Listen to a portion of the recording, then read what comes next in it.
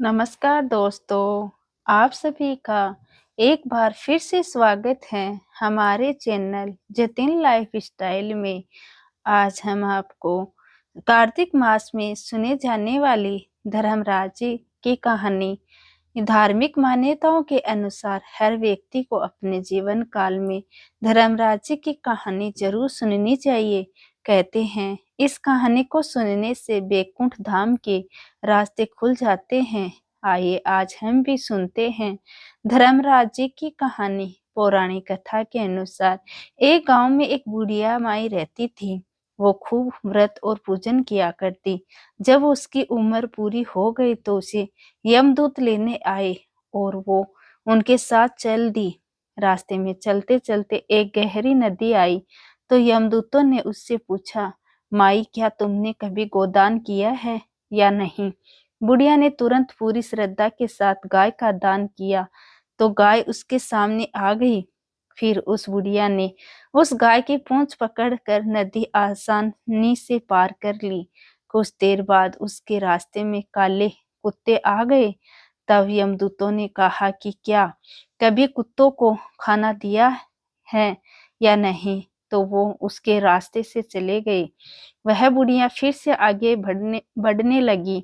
तब उसके रास्ते में कौवे आ गए तो यमदूतों ने बोला कि क्या तुमने कभी किसी ब्राह्मण की बेटी के सिर में तेल लगाया है या नहीं?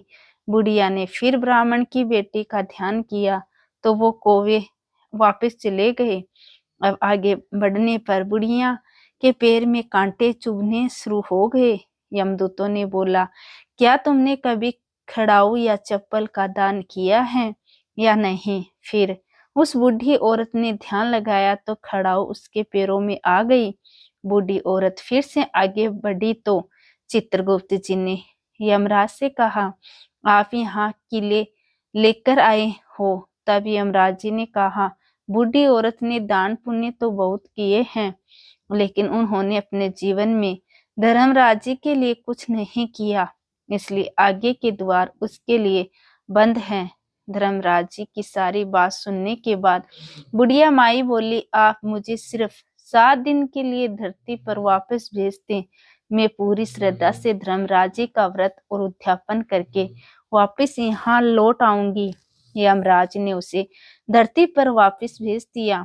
वो बूढ़ी औरत अपने गांव आ गई और गांव वालों ने उसे भूतनी समझकर अपने घर के दरवाजे बंद कर दिए। जब वो अपने घर गई तो उसके बेटे बहू भी डर के मारे दरवाजे बंद करने लगे। बूढ़ी औरत ने कहा, मैं भूत नहीं हूँ, मैं तो धर्मराज जी के यहाँ से आज्ञा लेकर सिर्फ 7 दिन के लिए इस धरती पर वापस आई हूँ। इन 7 दिन में धर्मराज जी का व्रत और उद्यापन करूंगी, जिससे मेरे लिए परलोक के रास्ते खुल जाएंगे। बुढ़िया की बातें सुनकर उसके बेटे बहू उसके लिए पूजा की सामग्री ले आए। लेकिन जब बुढ़िया कहानी कहती है तब वो हुंकारा नहीं भरते थे। जिसे बुढ़िया बाद में अपनी पड़ोसन को कहानी सुनाने लगी और वो हुंकारा भी भरने लगी।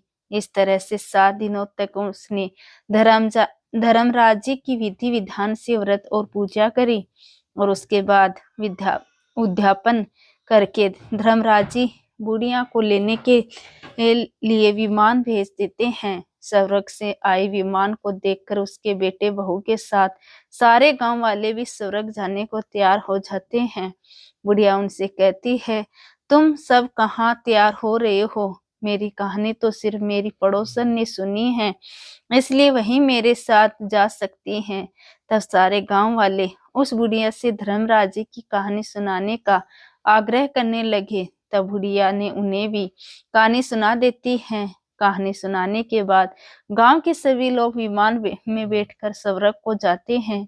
तो धर्मराज जी कहते हैं, मैंने तो यह विमान केवल बुढ़िया को लाने के लिए भेजा था। तब बुढ़िया माई ने कहा, हे धर्मराज जी, मैंने अपने जीवन में जो भी पुण्य किए हैं उनमें से आधा भाग में अपने गांव वालों को देना चाहती हूँ। इस तरह से धर्मराज जी ने गांव के सभी लोगों को स्वर्ग में जाने दिया।